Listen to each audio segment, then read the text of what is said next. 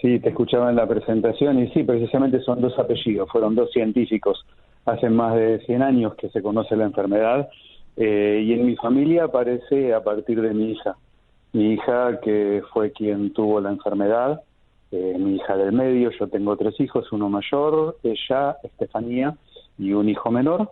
Ujú. Y por ser una enfermedad genética, presento en los tres hijos tres casos, los tres casos diferentes. Uno es portador, como nosotros, portador sano, Estefanía que estaba enferma, y mi hijo menor que es sano, no tiene el gen de la enfermedad. Ujú. Como te decía, es una enfermedad genética, es lisosomal. El problema que se da en Niemann-Pick tipo C, básicamente, es un gen, el gen NPC1 o NPC2, que impide el procesamiento del colesterol en el organismo y eso provoca acúmulos en las células, acúmulos de lípidos y eso se da principalmente en el cerebro, en el hígado, en el vaso, lo cual compromete seriamente los sistemas neuromusculares y viscerales. Ujú. Hay Recordemos cuando otros decimos dos. lípido, perdón, recordemos que cuando decimos lípido estamos hablando de las grasas, ¿no? Como el colesterol y demás, como para que la gente lo tenga en cuenta. Exactamente, pero aunque no es el colesterol que uno dice, hoy me voy, tengo 250 de colesterol Claro. en sangre, no es ese colesterol que se mide en sangre, sino es el colesterol intracelular. Recordemos que el colesterol, todo el organismo, todas las células del cuerpo usan colesterol para la membrana celular, las hormonas esteroides, las sales biliares, un montón de funciones en nuestro organismo pasan a través del colesterol y funciona a través del colesterol. Pero en este caso, con esta enfermedad particularmente, el colesterol se acumula y provoca un desastre de síntomas que son neurodegenerativos y para que tengas una idea, en muchos países se la conoce como Alzheimer juvenil. Sí. Le puede provocar a chicos de edad escolar síntomas similares al Alzheimer y también tiene algunas características bioquímicas similares a la enfermedad de Alzheimer. Bien. ¿Y esta enfermedad cuándo se la empezó a describir? ¿Es algo reciente o es algo de larga data? No, es algo de larga data, pero como tiene muchos síntomas similares a otras enfermedades, por protocolo, y somos tan poquitos, por protocolo, se estudian otras enfermedades. Primero es lo último que se piensa, es Niemann-Pick tipo C. Nosotros estuvimos 10 años en la búsqueda de un diagnóstico. Mi hija tenía 16 años cuando la diagnosticaron y hacía ya más de 10 que veníamos buscando por qué. Los síntomas empezaron y no pararon. Y en esa búsqueda empiezan los síntomas. Empezó con fallas en la motricidad fina, es decir, empezó a escribir mal, pasaba de grado y en vez de escribir mejor escribía peor, cambios en la conducta, empezaba a hablar mal, estiraba las palabras, cada vez hablaba peor, no podía mover bien su boca, problemas en la deglución, problemas en el anda, lo que se llama ataxia, separaba las piernas para caminar porque si caminaba con las piernas normales se caía, que más torpeza motora, cambios en su conducta. Bueno, todo esto va evolucionando y lleva hasta la discapacidad. Ujú. Ya en el año 2000 tenía un certificado de discapacidad porque ya no podía valerse por sí misma. Con toda esta sintomatología, ¿cómo fue la experiencia de tener que pasar por muchos médicos, me imagino, muchos equipos de salud, y no encontrar a alguien que verdaderamente pueda explicar lo que pasaba? ¿Y cómo fue cuando encontraron ese diagnóstico? Sí, era mi esposa la que iba con ella en ese momento, y bueno, médico que le decían, médico que ella la llevaba y también pasaban dos cosas. Una, cuando le decíamos con qué médico nos tratábamos y nos decían, no, es una eminencia, si te trata él, ya está, no, ¿qué venís a hacer acá?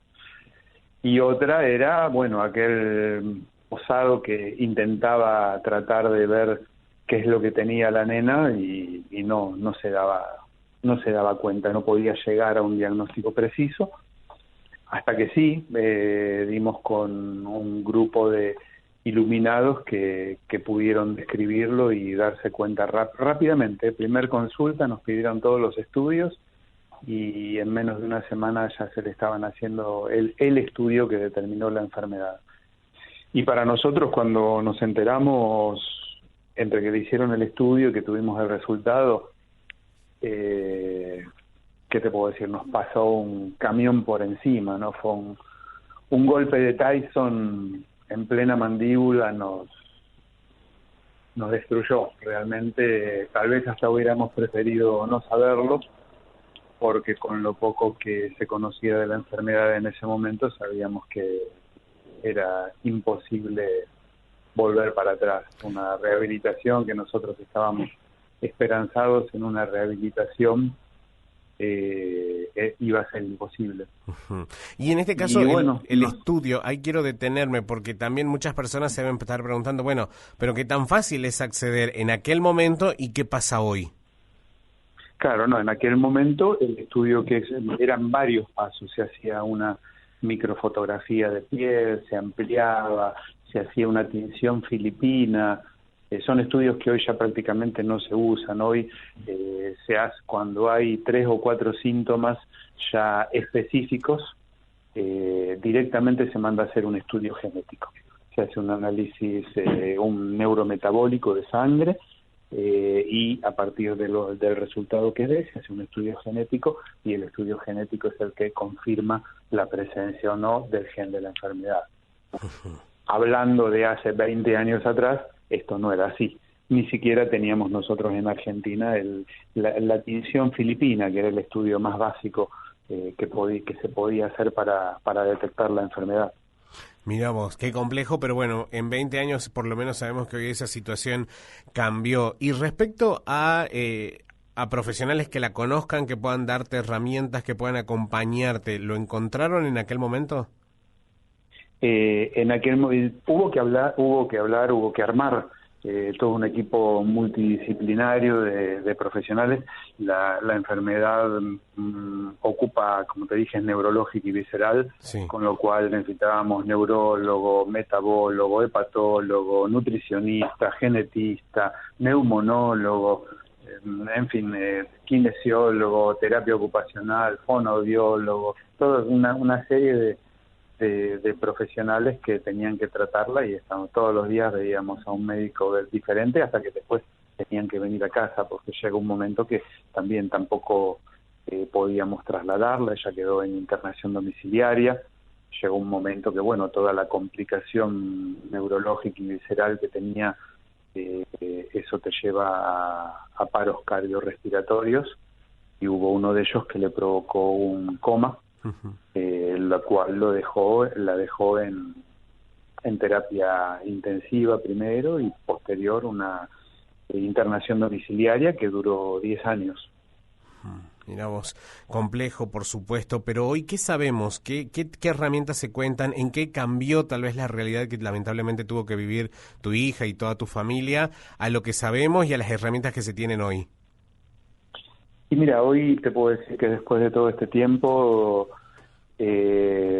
apareció un medicamento que se aprobó en el año 2009 en Europa, y en el 2011 lo pudimos traer a Argentina, uh-huh. Que es un medicamento para la enfermedad de Niemann-Pick tipo C, que no cura, pero hace más lento el avance de la enfermedad.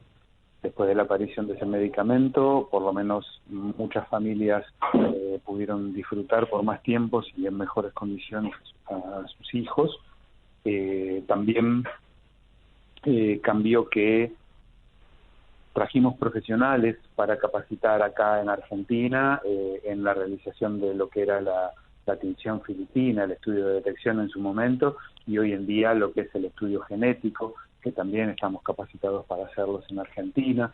Pudimos bajar ese tiempo al diagnóstico, que era de 10 años, y lo bajamos a 4 o 5, y pretendemos todavía, con esta difusión y con todo lo que estamos haciendo, poder bajarlo aún más. Es decir, cuanto más rápido se accede al diagnóstico, para hablar coloquialmente, menos neuronas se mueren. Claro. Y más posibilidades tiene el paciente de tener una mejor calidad de vida.